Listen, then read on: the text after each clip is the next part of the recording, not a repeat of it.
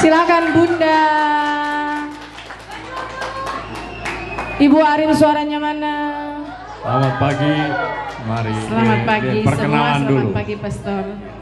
Perkenalkan, nama saya Deisi Tawaluyan, berasal dari wilayah rohani Santo Yohanes Maria Vianney Kima Atas. Terima kasih atas perkenalan ini. Lantas ada dua pertanyaan. Pertanyaan masing-masing dijawab dalam 2 menit maksimal. Pertanyaan pertama, jelaskan tentang bagaimana spiritualitas hidup dan karya kerasulan yang Bunda Teresa lakukan saat beliau tua. Spiritualitas hidup dari Santa Teresa adalah melayani rakyat yang miskin dan tersingkirkan. Terima kasih atas jawaban ini. Pertanyaan yang kedua yang dijawab dalam maksimal dalam 2 menit.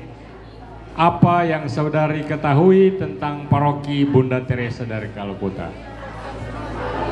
Paroki Bunda Teresa ini adalah pemekaran dari Paroki Yesus Gembala Baik Paniki pada tanggal 13 April 2016 adalah peletakan batu pertama, dan tanggal 6 April 2018 peresmian gereja peresmian gereja Bunda Teresa dari Kalkuta.